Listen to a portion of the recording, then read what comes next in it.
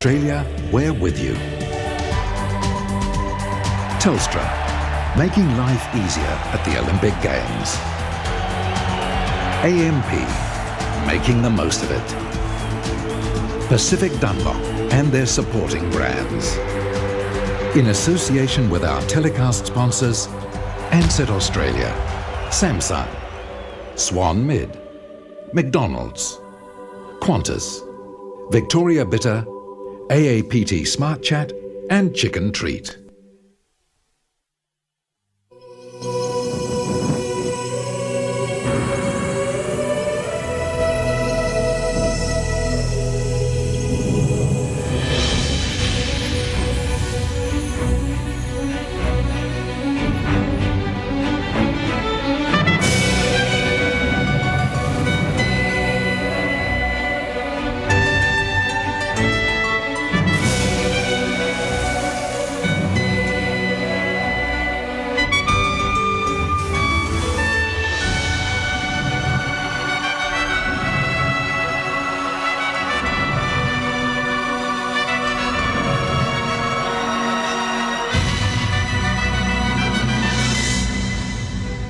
Hello and welcome Australia to the closing stages of this unforgettable journey. Within days, the athletes of the world will be going home, some with medals, but many with memories, great memories of these Olympic Games. In approximately 1 hour from now, we'll be presenting the closing ceremony from the Homebush Stadium here at Olympic Park. We have had a number of calls regarding the entertainment that precedes the official celebrations. Well, we're precluded by SOCOG from showing this, as it's only for patrons who are actually attending the ceremony. And as with the opening, plenty of rumours flying about, but I have heard that the athletes in particular are going to have an absolute ball with what has been planned. I can also tell you that following the extinguishing of the flame, we'll be bringing you what is being touted as the biggest fireworks display ever presented in world history. It all starts at the stadium and then follows a river of lightning all the way to the Sydney Harbour Bridge. In a few moments, we'll be presenting our special look at the Games, entitled Reflections, including some up-close and personal moments with Ian Thorpe, Grant Hackett, Cathy Freeman and others, plus a tapestry of indelible memories. So it's the last 4 hours of what many believe has been the proudest 2 weeks in our country's history. Stay with us and share the experience as we say goodbye to the Games of the 27th Olympiad.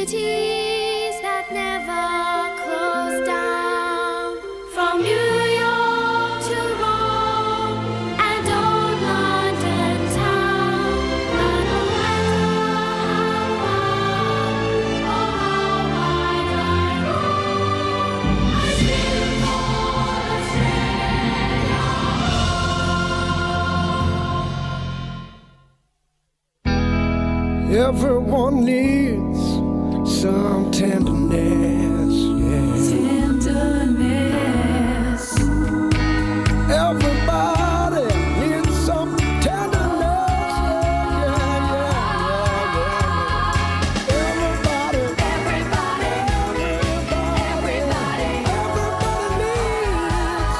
Everybody needs some tenderness.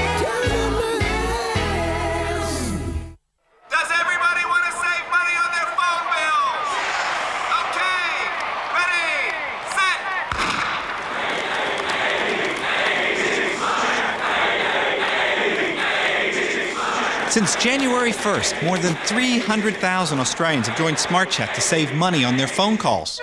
Oh, and Rhonda returned to Telstra.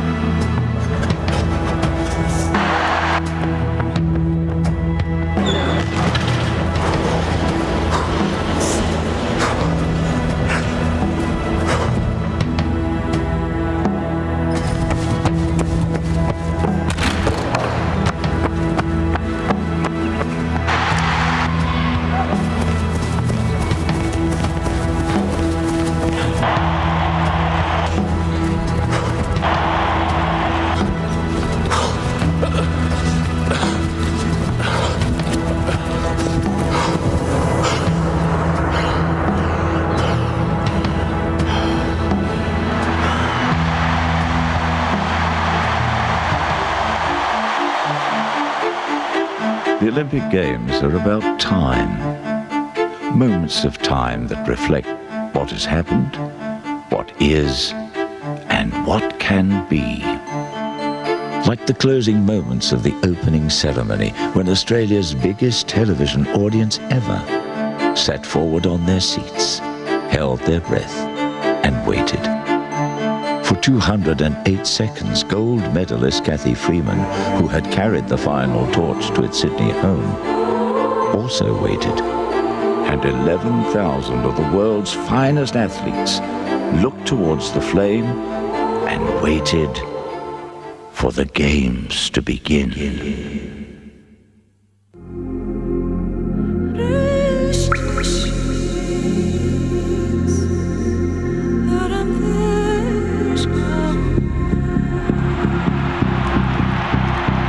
What this country had waited 4 years to see, and what the world saw, was spectacular.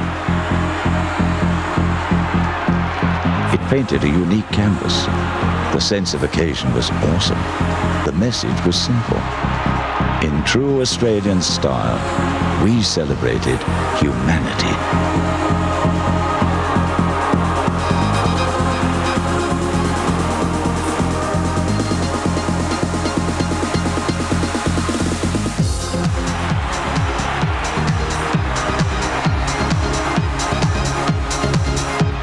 What we've tried to do as a creative team is generate a sense of pride in us as a people, in where we've come from, in where we are, and in where we'd like to go to.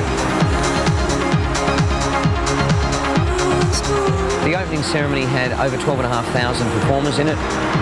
There were 3,500 musicians. We had 4,500 volunteers, 12,500 athletes.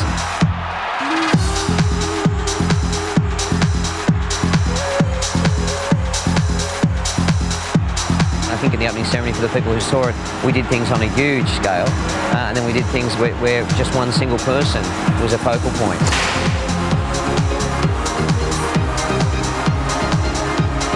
There's going to be all sorts of perceptions. I mean, obviously people are going to have different points of view about the opening ceremony, about what they believe something was about. I mean, that's part of doing a live performance and a piece of theatre on that sort of scale.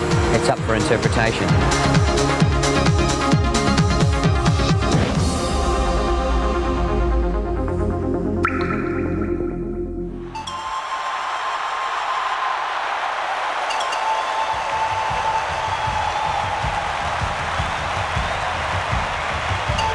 The last 16 days of the Games of the 27th Olympiad have had the most intense electronic media coverage of any single sporting event in history. Over 1,800 television cameras from the international community have been seeking every vital moment of triumph and emotion, waiting and watching for that single profound image that represents the human spirit in the field of play. Turgat's been second to him for so long. What a race, what a moment. Hail the golden hockey rose. The Emperor of Ethiopia draws up alongside him. Will he get him? He does. Oh, hold it steady. Winner, the ace from Kerry Pothurst. What an upset. Jumping jive. It's time to fly. What a goal from Hughes. Magical, magical. The team's gold medal. The Dutch are through to the gold medal. What a performance. And she's over. Oh, golly, what a competitor. Jones clearly in front. Look at the margin. She's streeting them. But only finding Carter. Oh my goodness. 35.013 is the best time so far. Yep. 34.696. Oh, Look at that. Oh. The Australians have won it. The Australians will now battle for an Olympic medal. O'Neill still in front. Susie O'Neill. I doubt they'll catch her. How good was that? Oh, No! What a race, he's in trouble, Elgar. It's a crunching hit. What pressure! The catch is dropped. The catch is dropped by Kosecki. The gold medal has been dropped.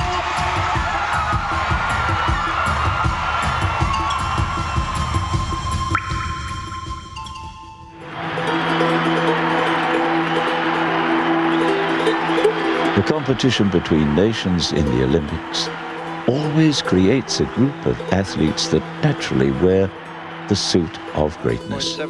Gifted men and women who demand of themselves nothing less than achievement at the highest level. They are the ones that crowds automatically stand for. They are the front-page heroes that bring joy and exhilaration to a nation. In most cases, they enter the field of play a mere legend and leave it as an Olympic icon. He's got it beaten. Thorpe is coming in. Gold and a world record. Ian Thorpe. I've been taught what I do, and my parents have taught me to do things that are right, I hope. And when it comes to competition, I think it should be no different. When I go in a race, I race to get the best out of myself. I'm always trying to get the best for myself and do the best job for my country as well.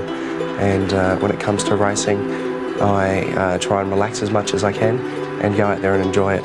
You have to enjoy everything that you do in life. And if you do enjoy it, you're going to get the best out of yourself. Thorpe's in front. Thorpe and Hall. Thorpe goes in. Australia win. And IOC ads that say celebrate humanity. And that's what the Olympics are. It's the opportunity for athletes and for people around the world to cheer on their sports people, competing in all different sports, competing for their countries. And I guess it's the one time when all of those countries let their athletes do the talking. There's bias towards some people, but everyone forgets all their differences, and we all compete as one. We compete as equals at the Olympic Games, and that's an opportunity that not too many people get in life. Gold to Australia. Thorpe, Klim, Pearson, Kirby, put it in the record books. That's what I'm going to take away from the Olympics, is the opportunity to share these special moments, to be able to share the experience and to be able to share the excitement of the Olympic Games.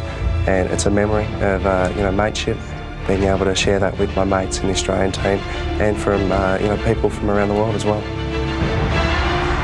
O'Neill still in front, Susie O'Neill. I doubt they'll catch her. Morikova coming again. O'Neill's in front, on top, down under. Susie O'Neill goes into touch first. O'Neill. I think it's just the discipline. It's been able to have a goal and focus on it and not stop focusing until you get it. What a magnificent swim by Liesl Jones. 15 years old, Olympic silver medalist. What? It teaches you self-respect, to respect yourself and what you do, and the rewards. I mean, there's quite a few things, but I think at the end of the day, you just got to look at it and think, wow, I'm just one disciplined person. I know what it takes to do something, and at the highest level too, which is pretty cool. Brad Hackett headed for gold. Kieran Perkins will get the silver. It is a fantastic journey. You don't take that journey alone. There's a lot of people around you who are there every day. Your coach, your family, all of these people that sacrifice as much as you do. And there's a great responsibility that does come with that. But sport has certainly made me the person that I am, and I'm glad I am the way I am. He's unseated an icon as Brad Hackett. That is a magic moment in Australian swimming.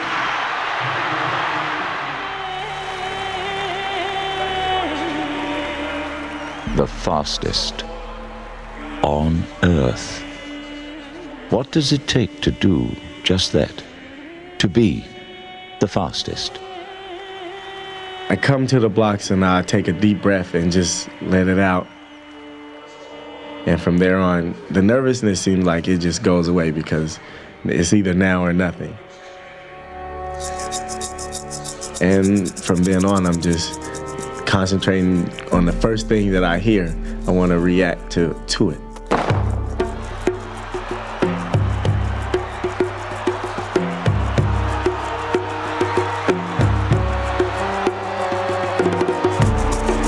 Basically, the 100 meters, it's a feeling. With whatever you start with, you have to go from that point on and feel your way to the finish line for the rest of it.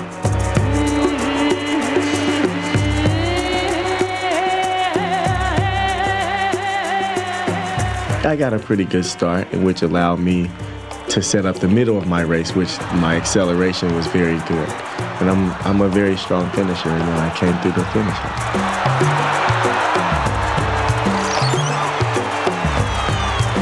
The Australian crowd was great. I mean, they showed us a lot of love. They came out and supported us in great numbers, in far more greater numbers than I've ever been in front of, ever before. So, I mean, it was lovely.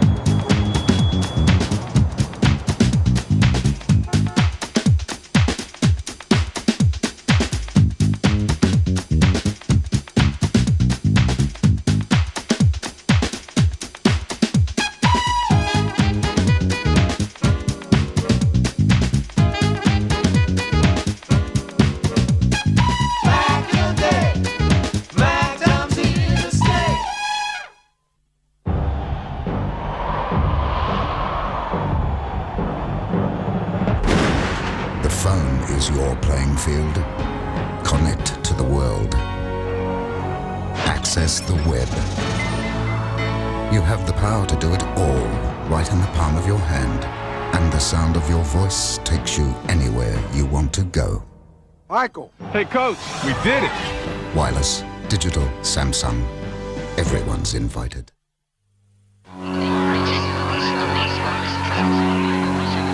The emotions captured in Sydney will live, some for just minutes. Others have their own lifetime. One of the most exhilarating aspects of watching an Olympic Games is not knowing what will happen in one moment and then the next. And when that moment delivers something extraordinary, the result is absolute joy.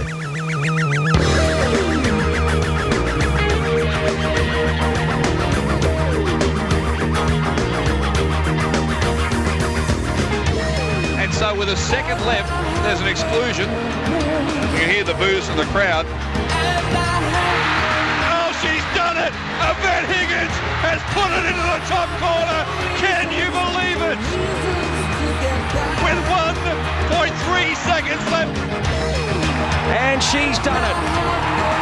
Lauren Burns from Melbourne, the 26-year-old, has won a gold medal for Australia, the first ever in Taekwondo, and you can see the delight on her face. By 0.363 of a second, he just got ahead in that half a lap. Garcia's away from Johnson, Trammell and Jackson. Garcia clearly in front, he's won well. The European champion in front, he's going to hang on. Fioravanti goes in and wins the gold medal for Italy. He clapped 3 times before every race. He's going to be clapping forever now. It's Canada. What a brilliant performance. So the pressure of the situation getting to these teams. The winner, the ace from Kerry Pothast. It is match point.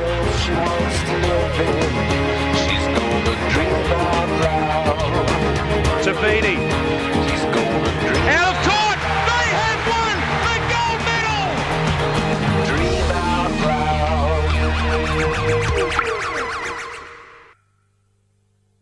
1 gold, 2 silver, and 3 bronze. That's how Australia celebrated its most outstanding performance in Olympic track cycling history. It was the final time that coach Charlie Walsh would stand inside the track. It was a day of reckoning for Shane Kelly as he stepped from a long shadow cast from a tragic Atlanta to win bronze. And it was a tribute to mateship when Darren Hill stood aside to allow Gary Niwan to ride the Kieran and go on to win silver. So far, the Australians have But the most demanding event in the sport became one of the most inspirational stories in these Olympics. It was about 2 men, Brett Aitken and Scott McCrory, and a 60-kilometre roller coaster race called the Madison. Fight hard, Scott McCrory, and he will. He'll come through. Basically a game of chess on wheels, but you got to be super fit. Never before in Olympic Games have we seen this Madison. I must confess, I've never commentated on one before, but I'll tell you what, I'm getting used to it now, and the Australians have got used to it from the first sprint. While we're out there, you know, you try to sort of intimidate people as much as possible, you know, just sort of look at them a bit and make it look like you're comfortable, doing everything comfortable. Because the gap has gone out again now with 22 laps to go. And 20 laps to go, I knew we were 10 points clear. Okay, I mean, all we had to do was get to the finish line. But last year, we never got to the finish line. And we were in a similar position. He's absolutely flying, Brett Aiken. He knows the position of this race. We're in a place where we could have won the World Championships. And 10 kilometres to go, I crashed. Unconscious, out for 10 minutes, out of the race. No. All they have to do is stay up on their bike and don't crash. That's the only thing. In a race of 240 laps, riding a bike at an average speed of 60 kilometers an hour with a heart rate pounding at 180, the only thing to think about is survival. But with 10 laps to go and the gold medal in sight, Scott McCrory was taking another journey. 4 months earlier, Scott and his partner Donna had mourned the death of their infant son, Alexander. It had required courage of a different kind at one of the most crucial times of his life. 10 laps to go, it was the time when I realised this is going to happen, you know, barring a crash. Ride intelligently, stay at the front for the last part of the race. And I started to think about things a little bit too much. And it started to really affect me. It's been the worst year of my life. You know, it started out as the best year, then it went to the worst year. And that's still not going to change. You know, what's happened now is an amazing thing, and I'm going to try and enjoy it for the rest of my life. But it'll still go down as one of the most difficult years I've ever had to come through. There's the change. In goes Scott McCrory. Can he get up? It doesn't matter if he doesn't, because you're looking at the new Olympic champions here.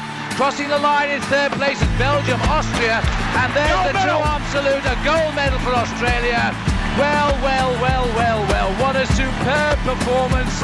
They dictated the race. It was a wonderful occasion. But when you cross the line, and don't forget, this is the first gold medal since 1984, when Charlie Walsh quintessentially started as a top guy in the business. But just think how two Aussies feel in Sydney on the last day of the track championships, the whole family on the trackside waiting to welcome them. You can't get a better finish to it than that. It was wonderful. But let's enjoy this moment, everybody. And we've had a tough year, both of us, and it was more than just winning and having the crowd cheering. You know, there was more to it. There was more emotion than that. It just made it an incredible feeling out there. It's a terrific result. They were both so strong, both could chase hard, and also. Yeah, I don't care if it never is as good as it was that night, because that's what makes that night just a magic moment. Because that'll be entrenched up here for the rest of my life. Well, that's absolutely fabulous. They were such a great team.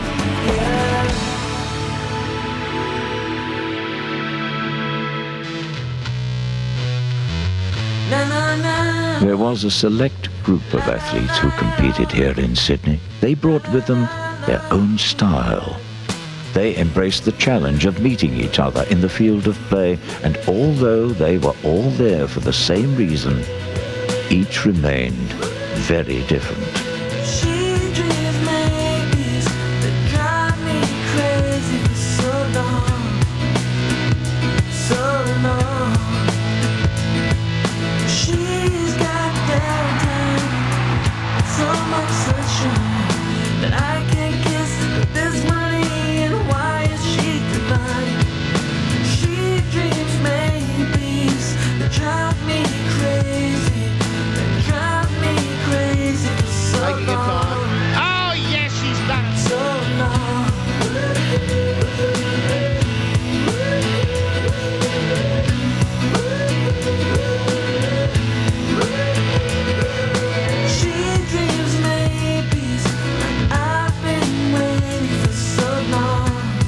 Into the outfield, has he got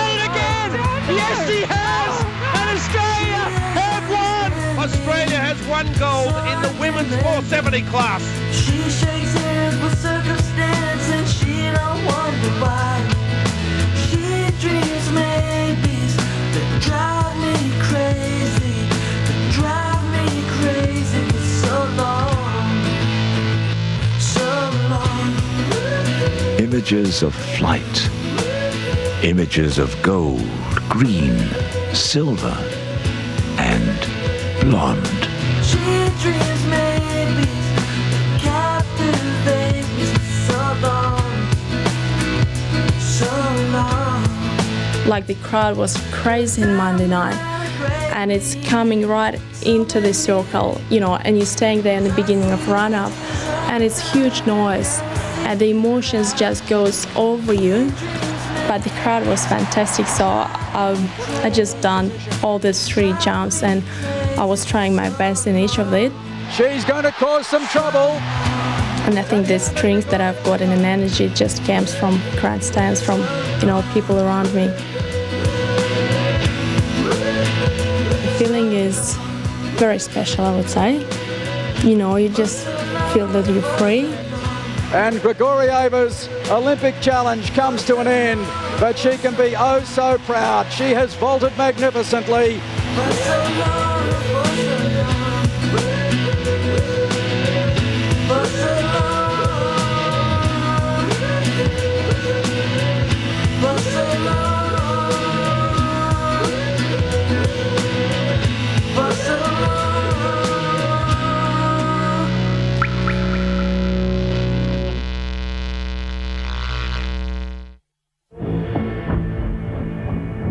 Millions more people are travelling to the Sydney 2000 Olympic Games on one brand of tyre.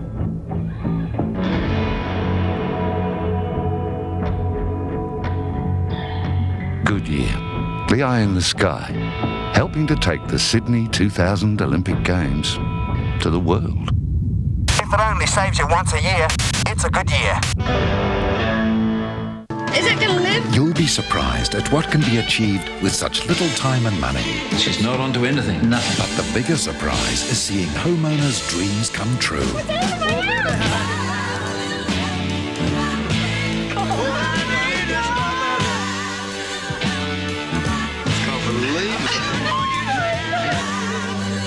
The Ground Force team are back for an all-new series. It's only been 2 days. Returning soon on 7.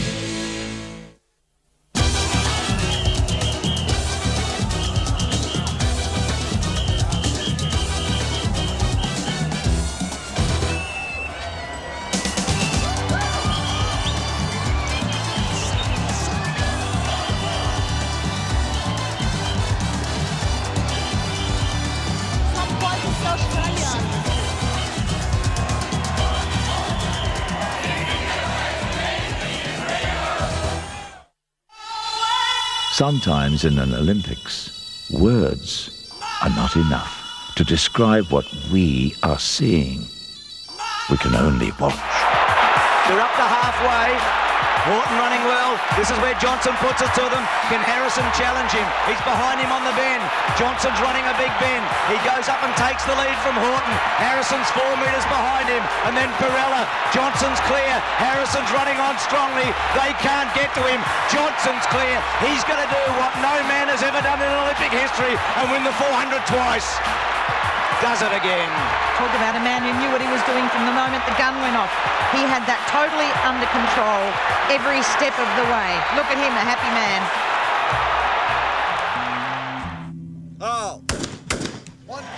When an Olympian makes the second journey to this sporting mecca, they come with new and different attitudes. If they have achieved at the highest level before, they now carry other pressures and expectations. They know it is a place for strong hearts where even world champions are tested.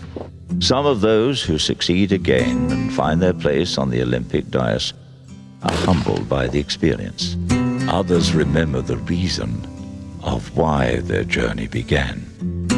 It's gut-wrenching, the Olympic Games, and it was hard on me out there performing. The Olympics, when you're actually competing, it isn't a fun event. it's a tough event. The adulation and the glory if you're successful, whether it be getting a medal or just performing at your very best, that's great when it's over, but it's not a fun time when you're out there, and I'd defy anyone to say while they're competing flat out to try and win an Olympic medal, I'd defy them to say they're having a great time. Mark Russell holding his lead, 167. I think that it would mean more here in Sydney than anywhere else in the world to win gold. And I think it couldn't have been done without my dad and mum. The crowd erupts. Now this was for Dad. Yeah, really it was. And assuming he's up there listening to us, what do you say to him, mate? Well, mate, Dad, I made it for you, eh?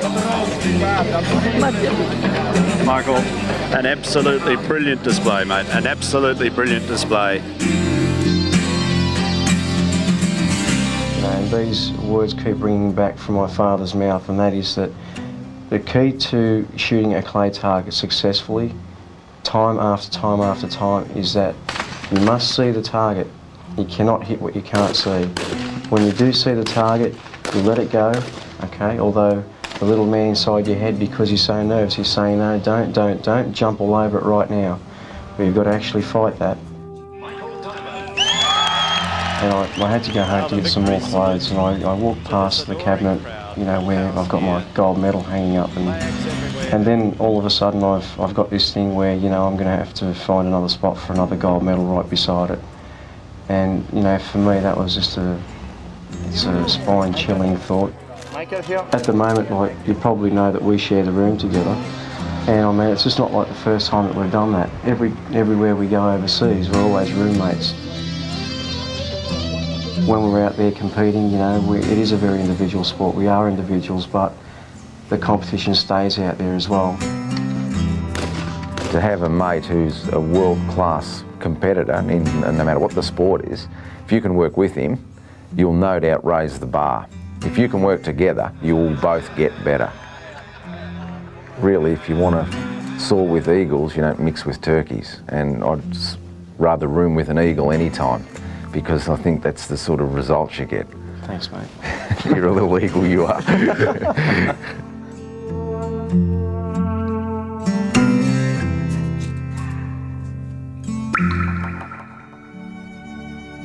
I think that the 2000 game, the games of the 27th Olympiad, have been chock-a-block full of dreams.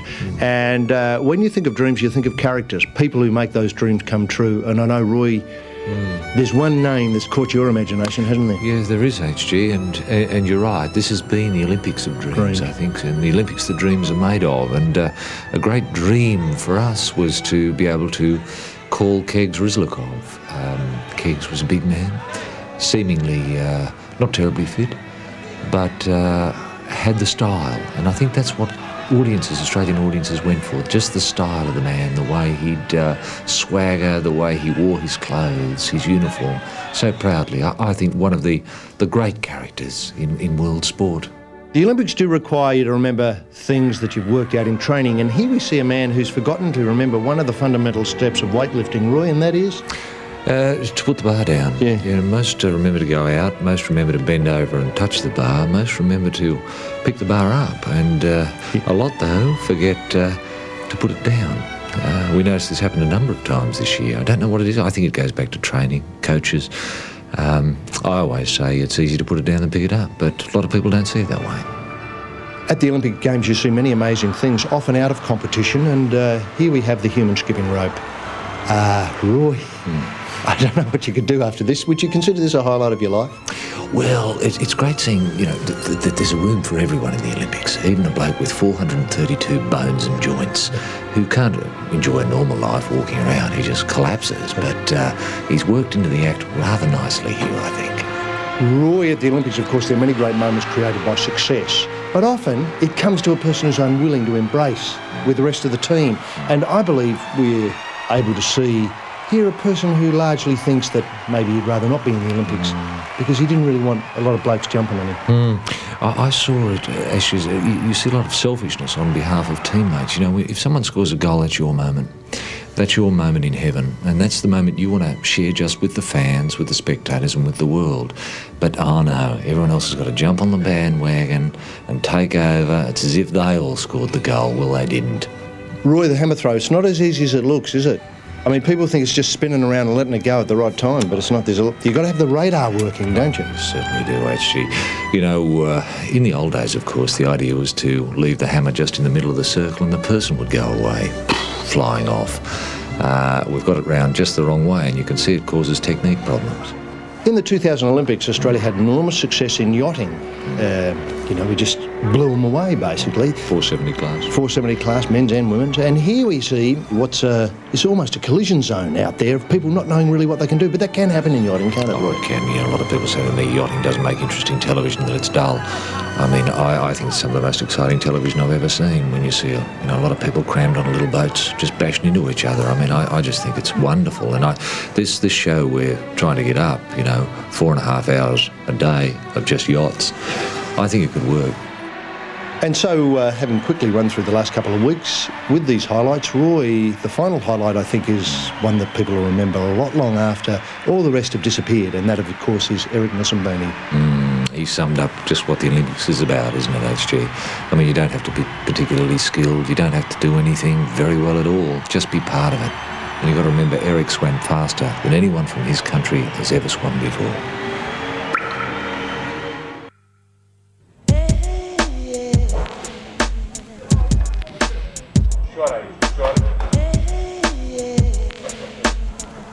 Every athlete came here to perform to their very best. Some came to achieve more and win. Others came to pursue excellence and achieve it.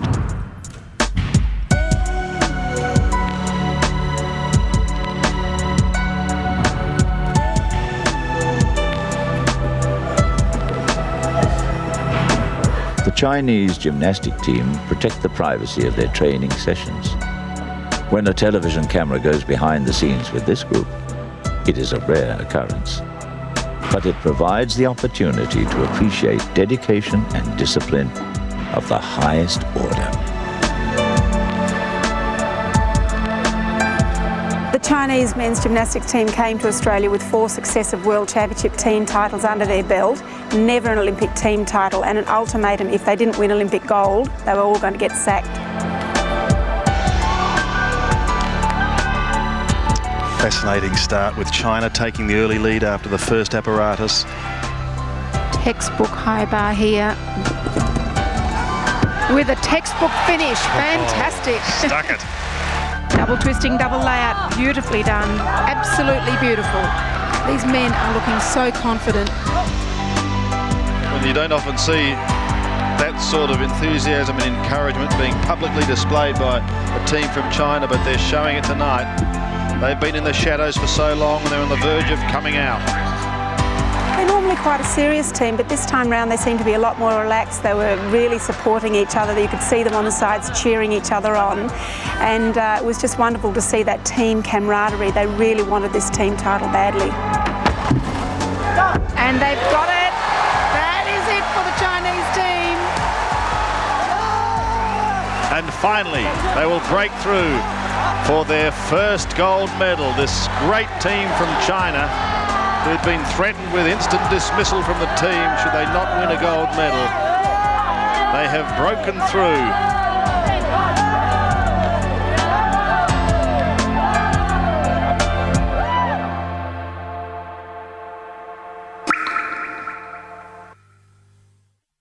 Well, it took a lot of people to make the Games a success.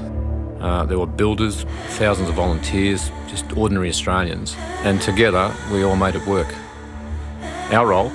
Well, our Millennium Network carried every event to every corner of the world, as well as millions of mobile phone calls, like 500,000 from Sydney Olympic Park alone on the day of the opening ceremony.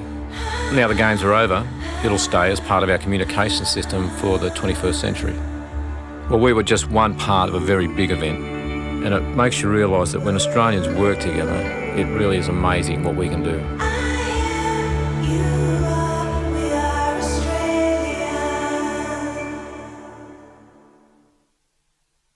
Every TV week comes with its own dot, plus details of the Power Up programs. Grab a TV Week dot, power it up on Channel 7, return it to any BP, and keep watching 7 for prize draws. I got the dot today.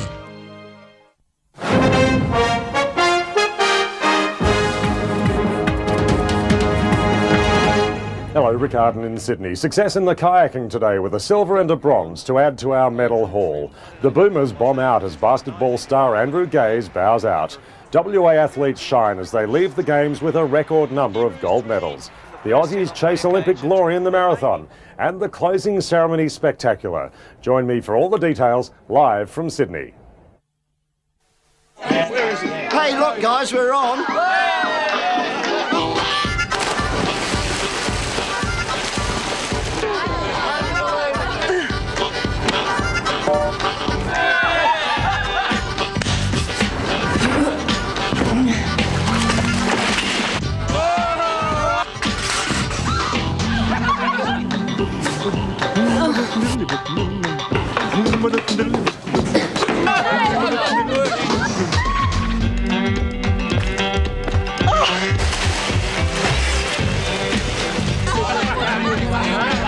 I can't believe she can do this. I don't know how on earth she does it. That's not how he does it. I don't know how he does it. I don't know how he does it. We don't know how you did it, but we're really glad you did. Congratulations!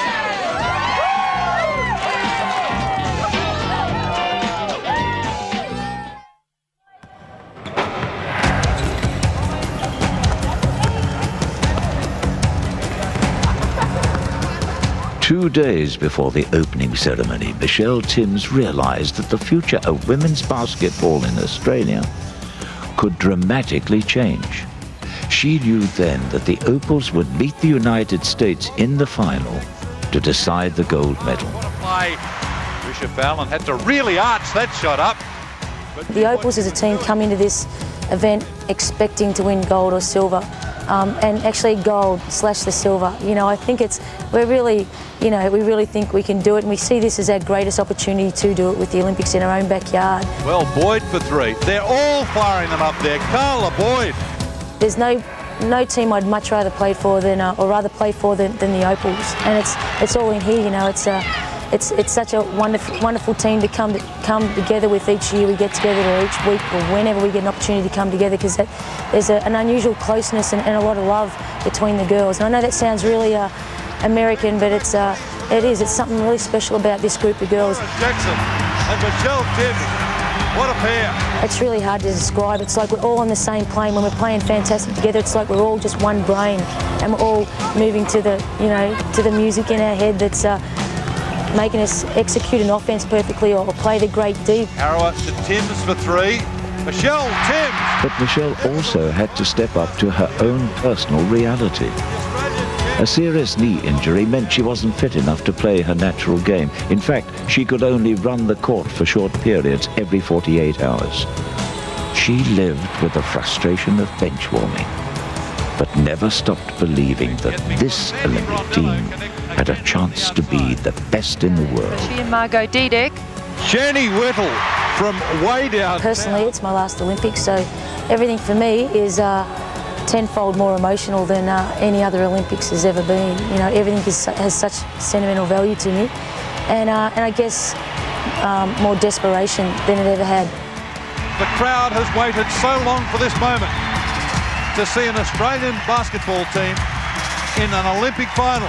At the moment, I'm very muddled emotionally. If it happens, it happens. I'm not going to be writing a script for that last game. You know what I mean? The celebrations go up. The entire US team disappointment for the Opals. Yeah, it's been great. It really has. It's been unbelievably special. I finished my career in this way. I mean, it would have been nice to win a gold, but it was amazing playing with these girls, and I'll never forget this team. It's kind of hard to say goodbye, I must admit, to the national team, but yeah, I love this game.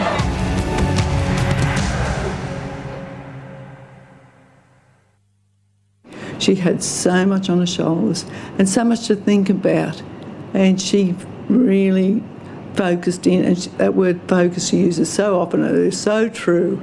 I used to call it concentrate on, but she focused on it, and my by word came to pass, it really did. There were two defining moments in these last 16 days. The first was when this nation proudly ignited the spirit of the flame to welcome the games of the 27th Olympiad. The other happened at 10 minutes past 8 last Monday evening. Both events embraced one unique Australian. Well, she's already gone through one nerve-wracking experience at these Olympic Games at the opening ceremony. You know what I really love about what I do? I just love racing. I love racing girls, and I love the little mind games they might try and play. Be interesting to see how she runs it, whether she goes out hard. I love the whole drama and the mystery of sport because I'm good at it. Away, Freeman out well. What you see is me, you know, through and through. But, you know, when I'm running and showing my emotions, it's me. Well, I'm almost wild. I'm wild. You can't sort of control me. Graham's in front of her. Freeman's got work to do here. You can't put you can't try and tie me down. I'm too strong to. You can't contain me. Sort of, if that's making any sense. Graham leads. Freeman runs up to her. Mary inside. Kathy lifting. Goes up to Graham. Takes the lead. Looks a winner. Draws away from Graham and Mary. This is a famous victory. A magnificent performance. What a legend. What a champion. No, it's just amazing because you get to see how happy you've made people feel. Anybody who knows me knows that I'm really, really quite low-key, and I'll always remain this shy little girl. It's really, really easy to people see that I haven't changed much. Her fate has been determined. She's an Olympic gold medalist. That lives with you forever.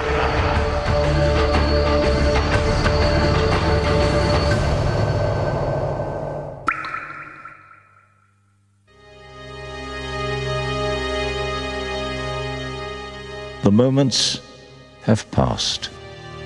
The memories will linger. The reflections will always be the 27th Olympiad, our games.